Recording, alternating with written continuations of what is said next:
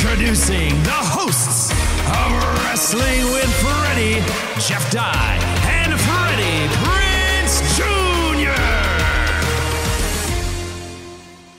Ladies and gentlemen, welcome to another episode of Wrestling with Freddie, also known as Wrestling with Friends. However, our friend is still sick and not with us. Canada, you guys really tore my man Jeff Dye up, although he's finally understood that he got the flu. It's time to talk wrestling. Ladies and gentlemen, welcome to Wrestling with Freddie. All right, people, we're going to start with a little Monday Night Raw. We did have some Rhea Ripley versus Mia Yim and the Judgment Day versus the OC, but this story is what it is, and the OC has not been able to really look good even once since the story started. So there's my summation of that match. We're going to go right to the Usos and the glue, Sami Zayn with Solo Sikoa. They discussed their success at War Games. Sami Zayn, as we call him, the little dog. Hey, Spike, how we doing, Spike? He is no longer the little dog. And as the week went on, even going into Friday Night SmackDown, you started to see a little bit of what we hinted at the week before, maybe even 2 weeks before, which is the plans to kind of destroy Sami. And instead of coming from Jay, it's actually kind of coming from Jimmy, which I thought was kind of cool. It'll probably be Solo that turns him out, or I don't know. Maybe they got some other aces up their sleeves. However, Kevin Owens came out in the middle of this, and him and Sami had a really nice kind of back and forth where Kevin Owens said, look, I'm not mad at you. I get it, but I don't want to fight you. I don't want to talk to you. I don't want to have anything to do with you, period. And to go back a long ways now, I've said before, these guys are friends since forever. He does have the right motivation behind this promo. I mean, he said, I know why you did what you did. If you remember back in NXT, when he came out to congratulate and celebrate with Sami, instead of celebrating with him, he picked him up and gave him I think it was the power bomb on the ring apron and just killed Sami completely. So the betrayal that they've had back and forth has gone to the very beginning since they joined the WWE. And Zayn is fully committed to the bloodline and basically said, yeah, I don't want to have anything to do with you either. It's nice to see them get we said it last week. This is the only opportunity Sami Zayn has received in the company. Not the best opportunity, the only opportunity. And look what this dude has done with it. I love KO. I know some people still have criticisms of him. Say that 5 times fast. But I love him, man. I don't think you have to be the buffest guy. I don't think you have to look like, a commercial for the positive qualities that steroids bring to the table.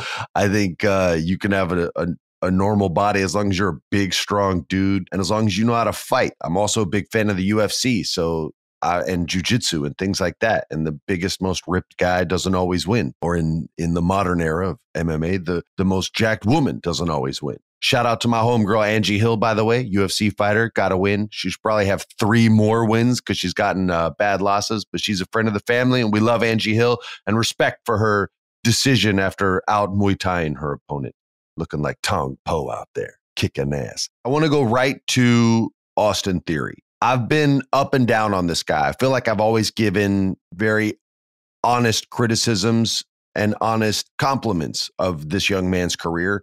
I think it's very hard to learn on the fly. I know what that feels like, looking back at like my work when I was a young actor and booking jobs more off professionalism than off of, being the best guy for the job. I know what that feels like. And I've seen Austin struggle at times and I've seen him do really well, but I've constantly seen growth, whether it was growing pains or whether it was successful growth. He's always been developing his skills. And I thought he did a wonderful job in the ring on Monday, an absolute wonderful job.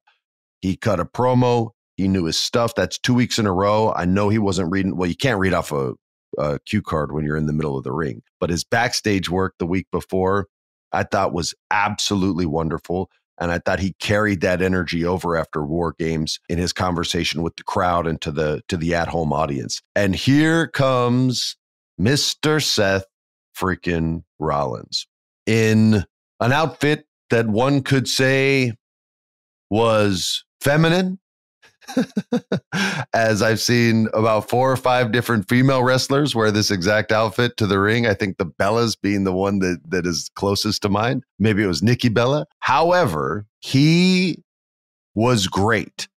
And as feminine an outfit as he wore, which just so you guys know, he basically wore a black lace onesie to the ring. This is not my favorite thing that he's worn. But if he's trying to get people to hate him and his mic work is too good and his in-ring work is too good, even if he wrestles like a heel, it's everything so clean and crisp. We love Seth Rollins. So he has to find some way for you to not like him. So it's either putting in hair extensions that are bigger than the women wrestlers in the WWE, dyeing the ends of it blonde, or wearing outfits that are going to make you cringe or vomit. I salute him. I feel weird saying this, but I salute him for finding a way to make me not like him. That said, Seth, I only hated you on your entrance. So boom, in your face, it didn't work. Because the moment he started speaking on the mic, he schools Austin Theory. And I mean this in a complimentary way. Both guys I thought got over. He showed some respect for what the kids accomplished, but he used that word, kid. And Austin Theory's entire storyline post failure to cash in the Money in the Bank has been, I'm not that kid anymore. I'm a man now. This is a new version of me. Now, this would have to be the quickest evolution in the history of the world, which is the motivation behind Rollins' promo here. But he calls him kid like 2 or 3 times. And I just thought this was absolutely wonderful. So whatever their plan was with Austin pre-Triple H, when it was Vince McMahon, to what it is now, I think they're doing a great job. So that takes us to The Miz versus Dexter Lumis. This story has been utterly ridiculous, but the only person who can make utterly ridiculous work is The Miz. This match was to see if Dexter Lumis, if he wins, he gets a contract, a WWE contract, plus the cash that The Miz owes him that he has not paid. Such a dirty Hollywood move, right? It's kind of like what Hollywood does to young actors, young actresses. I call men and women actors. Side quest. We haven't had a side quest in a long time. In the world of animation, these animation actors, the voice actors, as people call them, again, they're just actors. They're just not doing live action stuff. The paychecks are whack. All right. When I did Star Wars Rebels, they weren't paying any of us a dime. When I said, I'm going to walk unless you give not only me, but the rest of the cast a raise, and I made sure we all got paid the same. That was the biggest, I can't say it's the biggest check any of them got on a show, but it was the biggest check that Disney ever paid voice actors per episode. But what a lot of these actors have to deal with when the show's over is getting what's called residuals. Residuals are kind of like reruns, or when your show airs in other places, you're still owed your check based on a collectively bargained agreement with your union and all of the studios, Disney included. Most of the time when these cartoons air in other places around the world, the studio's like, well, they're not going to know if we're airing this in Japan. They're not going to know if we're airing this in Germany. We're not going to pay them a dime. And these actors have to audit to get their money because, again, they're getting paid a fraction of what they'd get paid if they were on a live action show. And the moment they do that, they suddenly find themselves no longer being hired by those studios. I know for a fact that The Miz doesn't know, and the writers at WWE, they don't know about all this stuff to be that inside and to tell this level of a story. But that's what I'm comparing it to. Dexter is owed money. The Miz isn't paying him, did him kind of dirty.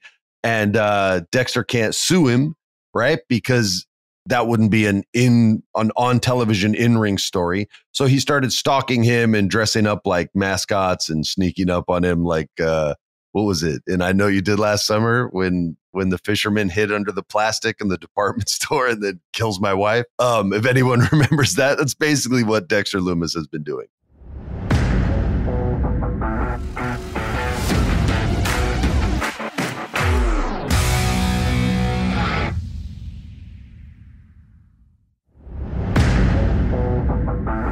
It was the end of this match that was beautiful. Because at the end, Dexter obviously wins, and Adam Pearce hands him his contract. He signs it. And then he gets his bag of money, and it's a bag of cash. And you can see it was real money that was in there. I'm sure not all of it was real, but the money on top was definitely real. Because Loomis starts handing this cash out to the kids in the audience. What's more babyface than a sociopathic serial killer like the fisherman or like Jason Voorhees handing out lollipops to kids as he walks by them? And this is legit what they're doing. He's handing out legit Ben Franklin's $100 bills to kids, I think like 4 or 5 of them as he walks out, which I love. Now, here's the best part. The Miz runs up and smashes Loomis after the Miz has already lost the match. And he snatches his bag of money back. Like, I'll never pay you this money. But not only that, my man rolls up on one of the kids that got a legit $100 bill, and he takes the money away from the kid, like Scrooge McDuck would do in an episode of DuckTales, or the actual Scrooge in A Christmas Carol. But he steals candy from a baby. He steals money from a child, which was such an absolute genius heel move. I love The Miz. Jeff didn't love The Miz when he started this show. He loves The Miz now. And you love The Miz too, because everybody can see the level of selflessness that this dude has. And I over-enunciate selflessness because I don't want anyone to think I'm saying selfish. Because although his in-character moves are selfish, what he does as far as being able to separate Mike from The Miz is unreal, man. Ego is a big part in art, whether you're an actor or whether you're a professional wrestler. There's that term, going into business for yourself.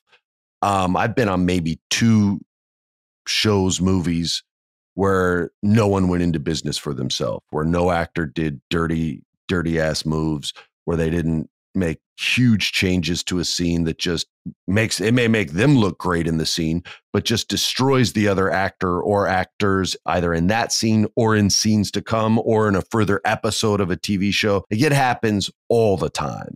I've always taken pride in the fact that I didn't make moves like that. Some people would say to my own detriment sometimes, but I've always felt like once we all agree on a script, that's the script. Like in the movie that I just did for Netflix, I didn't change a single line in that. And no one went into business for themselves. I worked with Amy Garcia, who's phenomenal. If you guys haven't seen it, it's a Christmas movie. If you want to watch it with your kids or something, or with your sweetheart, because she watched an action movie with you fellas, then you got to suffer through a rom-com with them. Suffer through this one. It's called Christmas with You. It's on Netflix.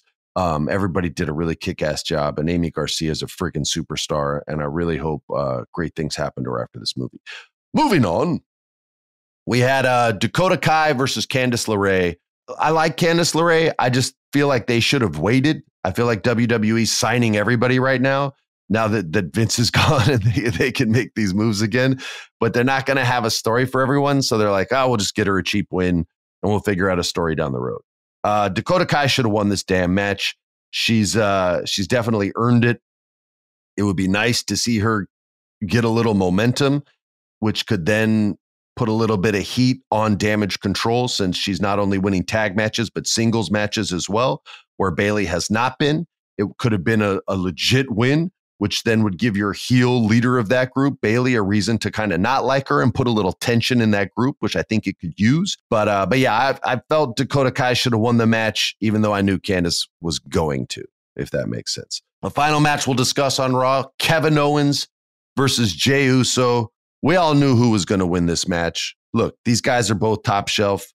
I'm not a professional wrestler or a booker, so I don't want to talk moves and philosophy too much. Just know these guys are awesome, and they gave us a great friggin' match. And Kevin Owens won because he's Kevin friggin' Owens, or I guess you can't say that because it's Seth friggin' Rollins. Well, I'm using the G's. It's friggin', not freaking. Kevin friggin' Owens is the man. I still love this dude, and he got the win. I'm cruising through that because we have to get to AEW Dynamite. They had a pretty solid show. The show started off with Jon Moxley, and he talked about his status in the company, or his position in the company. And he basically is talking about how badass he is, which I have zero issue with whatsoever. And he talked a lot of trash, man. It wasn't, even though he's a babyface, it wasn't a babyface promo. AEW does this more than WWE. where he sort of just blurs the line. And if you boo him, right on. If you cheer for him, right on. He doesn't have the mic skills or the promo skills of an MJF. He just has an I don't give a damn quality about him on whether he's on either side of that fence. So he comes out and he talks about being the toughest son of a bitch out there. And here comes Adam Hangman Page. I've never been a Hangman Page guy. He did better than normal. He did have that moment where he went forehead to forehead with Moxley. And Moxley, I'm not joking, didn't back up an inch. I'm not talking about his feet scuffling back. You know that those feet are concrete. They're not going anywhere. He didn't even lean back, which forced Adam Page to. Otherwise, you have to fight at that moment. So that was a mistake by Page. And I know that when I've spoken about him, I'm usually speaking about perceived mistakes. But this is just how I see it as far as acting and scene structure, right? If you go nose to nose and forehead to forehead and you're the one that backs up, you don't want none of that, man, period. So if you're going to go that close, the next thing that has to happen is a punch. And then these guys started fighting. And the fighting itself, it didn't work out great, although I will say it was better than a lot of the matches that they had on Wednesday night's Dynamite. The talking on last week's Dynamite, because again, this airs Wednesday, so we get the new one tonight. The talking segments were better than the matches on this episode of Dynamite in particular, which isn't necessarily the worst thing, except for the fact that it's professional wrestling and there has to be wrestling matches. So that takes us to Bryan Danielson versus Dax Harwood. I'm not going to have a worst of the week this week, but this match just didn't play, man. The chemistry wasn't there. It's hard for Bryan Danielson to have a bad match because he's Bryan Danielson. I don't know. I didn't click with the story they were trying to tell. I think both guys are good wrestlers. Commentary told a good story as far as, is Dax Harwood going to have the conditioning and the ability to go? Usually he's used to tagging out by this time. They gave these guys a lot of time to work. Maybe it should have been a shorter match, but then that makes Harwood look weak. So I'm probably wrong with that analysis. Eventually Danielson got Dax Harwood to tap out, which was the right guy winning. And then we went backstage to Ricky Starks cutting a promo about tonight's Dynamite Diamond Ring Battle Royal.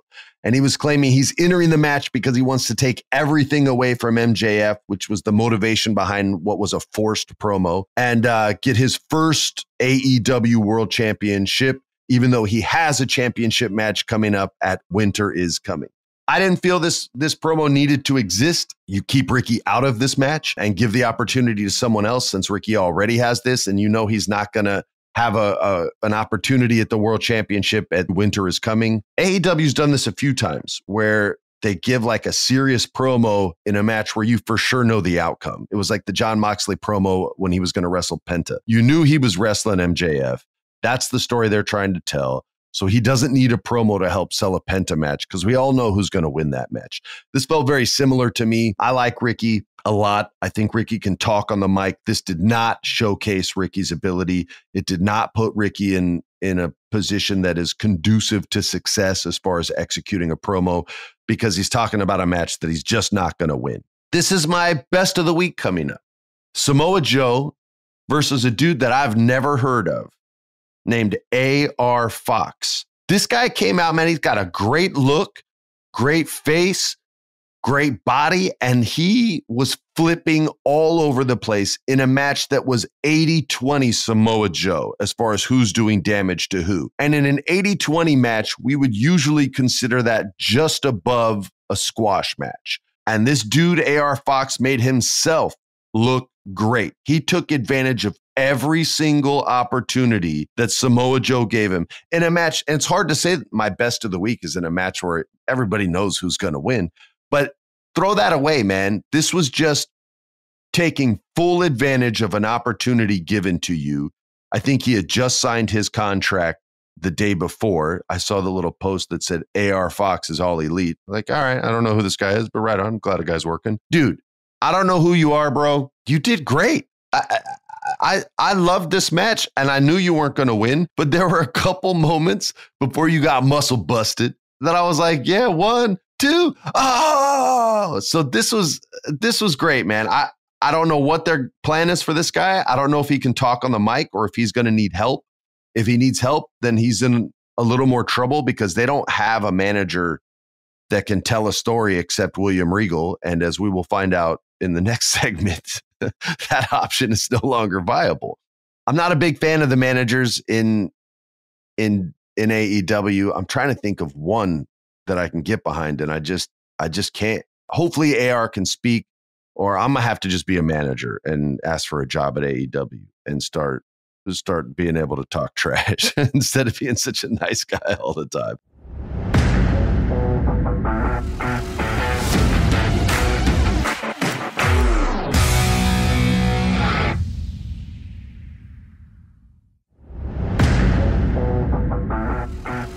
That's going to take us to the best of the week. You knew it coming in. I knew it coming in.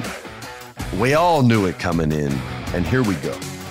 MJF, the AEW World Champion, in the ring, speaking to us for the first time. And he's introduced very simply, very regally, very properly by Lord William Regal. And here he comes. And this crowd thought they were ready for him, but they were not. This is the best promo Max has ever cut. It's better than the pipe bomb promo. This was better, not than the CM Punk storyline, but then the promos. And here's why. Hear me out. Because while the CM Punk stuff was certainly more emotional and had some real history of his life and his experiences growing up, this was twice as long timing-wise. He had to control what basically would have been a wrestling match with a commercial break in the middle of it. And outside of him not saying sharks smell blood in the water, but sharks smelling water, it was flawless and perfect. I mean, it felt like a 25-minute promo, and I never looked at my watch once. I was completely entertained, and I'm watching this guy just destroy everyone that loved him. And then the moment he wanted you to love him again, you did. He then destroyed the belt that AEW has created and made a Burberry belt, which is just ugly and off. I love the fact, like, Burberry hasn't been cool in, I don't know, 10, 15 years. Like, everyone that's like an influencer or famous stopped wearing Burberry so long ago. And this guy is like single-handedly trying to bring it back. And this belt looks terrible in the best possible way, but absolutely terrible in comparison to what the AEW championship is supposed to look like and actually does. So when he loses and the next wrestler restores the stylistic honor to the title, the crowd will and should pop. He came out there and just absolutely knocked it out of the park. He read an email exchange that he had, and he had this great line where he said, "You need to stop reaching for the diamond ring and start reaching for the brass one," or words to that effect. And the story was he knocked Moxley out with brass knuckles, which is the old school Regal weapon of choice. And then he pulls them out and he puts them on his hand and he starts talking about Regal and the respect that he has for him and the respect for this partnership. And then from behind, just clubs William Regal right in the back of the neck. And Regal goes down. He's out, does one little leg wiggle, but doesn't oversell it. And he's just unconscious. And Max takes his time, lets the crowd react. And when the crowd sort of naturally gets quiet, he goes down and sort of squats next to him. And he says, "You know, you talk to me about not knowing this business well enough and not knowing what I'm doing, but you went and made a deal with the devil and you thought this was going to end well for you." And he just buries him. And the announce team was beautiful during this. It felt like he made Tony Schiavone break character with the things that Tony started saying about MJF after this happened. It was beautiful. So it's not just Maxwell that got this over. Everyone involved got this over. Regal got this over by just being still and unconscious and not shaking too much. Or this was just wonderful. And this was, in fact, William Regal's final episode of television on AEW. because it's been reported now, and I believe these reports to be 100% true, that he's going back to WWE, where he was unceremoniously released. He was in charge of NXT when it was the black and gold, and we all loved NXT. And I really hope that's the plan for him again. And you can get Shawn Michaels out of there and allow Shawn to do what Shawn does best, which is help these wrestlers with their wrestling and the in-ring storytelling, and allow Regal to help them with the storylines and the reasons why these guys are wanting to fight, and helping the talent understand the psychology behind the motivation to fight. I love William Regal. I loved what he tried to contribute to AEW. I felt he succeeded in a lot of ways. Didn't get to succeed in everything I'm sure he wanted to accomplish, but he did accomplish a lot in a very short amount of time. That takes us to Ricky Starks and Ari Daivari. This was a nothing squash match. Ricky ducked under the clothesline, got the spear, got the Rochambeau, and got the win, even though I don't think there's going to be any way that Ricky wins the Battle Royal. That's going to take us to Willow Nightingale versus Anna Jay. I'll say this. I'm not going to spend long on this match. When this match started, I was like, oh man, like I like Willow, but she's just doing too much like smiling stuff, too much like gimmicky stuff after slams. It was like almost after every move. The second half of the match, she threw all that away and these two girls fought. Willow ends up winning the match, but Anna Jay got some moves off. And again, I hated the first half of this match. But as much as I hated the first half, the second half, I was like, yo, what? Damn, I wish the match would have started like this. Like the second half and the go home, I thought was much, much better. I was glad to see it at least end on a high note, and it looked like some serious work there at the end. Let's move on to Jade Cargill. This could have been and should have been the best promo that she cut. As far as her comfort level and her acting, it was. But as far as the way it was written, I don't know if it was written for her, if they were just letting her go. But as far as the way it was written, it went nowhere after the beginning of it. It was just filler until this random edit to a pre-recorded promo from Bow Wow. I have no idea where they're going with this storyline. Once again, I was disappointed with what they're doing for Jade. I don't know what Bow Wow's skill level is as far as telling a wrestling story or cutting a promo, but it felt very, hey, I'm going to give you one take and I'm going to get out of here because I'm busy making money. It came to a halt, but not in a good way, in a bad way, and it left Jade Cargill not looking strong. Moving on to the Elite versus the Death Triangle, this got back to the trios matches that I don't like that much. I've liked the first two they did, which are the only two trios matches that I've liked since I started watching AEW. I will give them this. They at least started the match differently. The Elite just ran up the ramp and just started fighting right away. I don't know how you make this exciting for 7, but shout out to the Elite. They got the win. It's 2-1 Death Triangle. I don't know how they saved this story outside of disappointing fans who have bought tickets to shows where they feel like they're going to see them. If it was me, I would have, the Elite just run it out from here and end it in 6, I guess. We'll move on to Friday Night SmackDown. Sheamus fought Sami Zayn. They gave a super solid match. Sami made the fatal error of trying to give the 10 beats of the Bowery to Sheamus, which never works out well for the opponent, and he had to take a beating, but he did get the win with a little help from his friends. That will just move on to the Bray Wyatt promo. Very similar to the other promos he's cut. He did not take credit for the LA Knight attack from last week, where LA Knight was buried in more equipment than Brock Lesnar was at WrestleMania.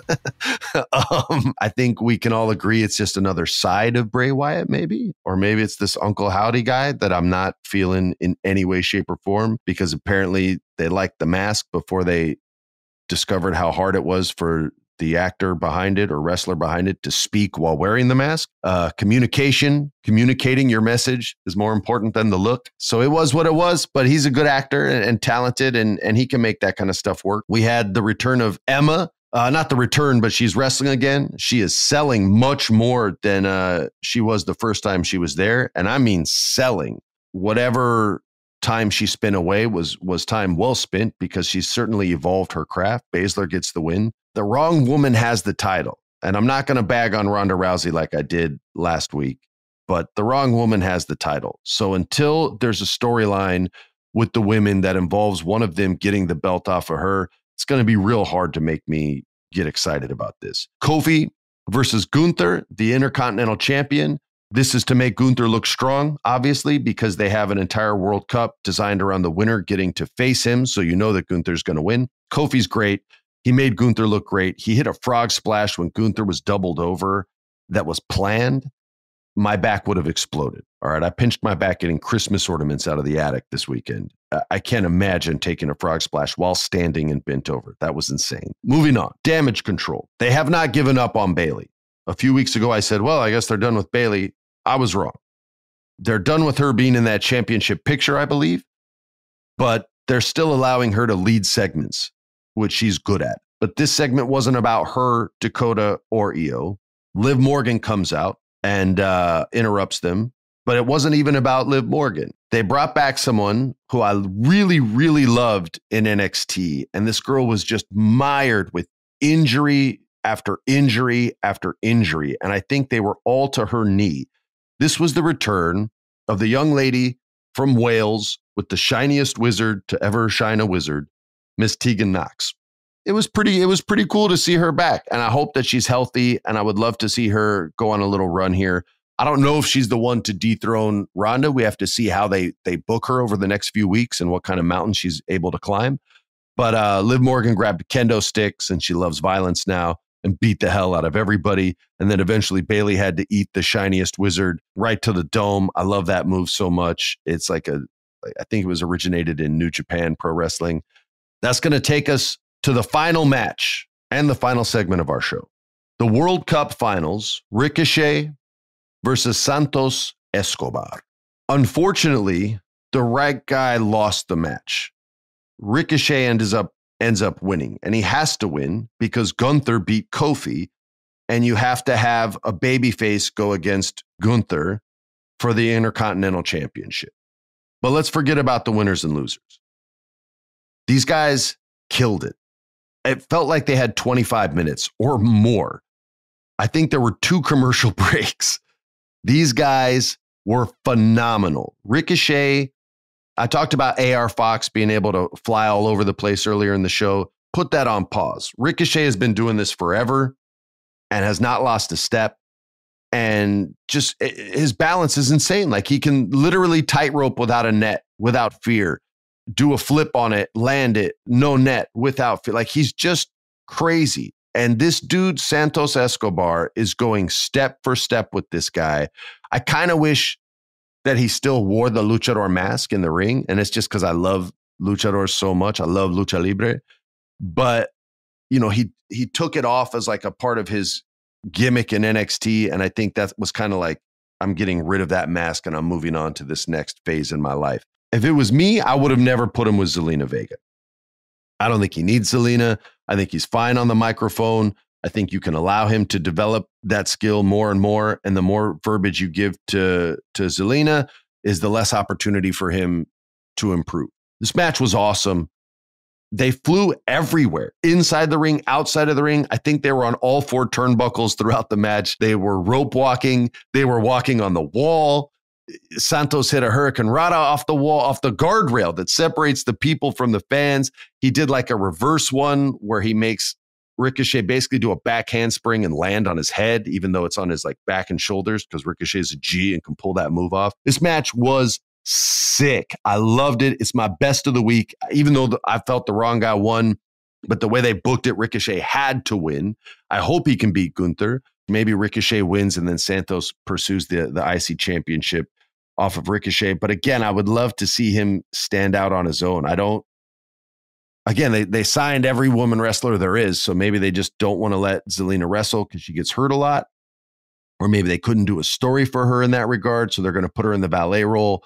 But I feel like Santos is better than that. I really don't think he needs anybody. Every time he speaks, I'm interested. He's smooth, he's calm, he's collected, he's cool in a heel kind of evil way. He's very deliberate. He doesn't waste words. He doesn't waste movement in the ring, even though he flies everywhere. He tends to get across the ring in 3 steps. And I love that guy. So that's my best of the week. I'm not giving you all the worst of the week this week. outside of the fact that I miss my partner, Mr. Dye. I can't wait to get you back next week. Don't forget, we're taking your questions. You got one more week to get your questions in, where we do an episode that's dedicated to you, your curiosity, and your challenges. So anything you want to throw our way, whether it's to Jeff, to me, or to both of us, hit us up on social media, either at Wrestling with Freddie, or you can hit me up on Instagram. I'll try and check them out. I don't always get to everything on there in the messages. And outside of that, I wish all of you a fantastic week of wrestling. Peace. Follow us on Instagram, Wrestling with Freddie. Twitter is WWFreddie Pod. Follow us on all the socials so you can submit your questions for the Federation. This has been a production of iHeart's My Cultura Podcast Network. For more podcasts from iHeartRadio, visit the iHeartRadio app, Apple Podcasts, or wherever you listen to your favorite shows.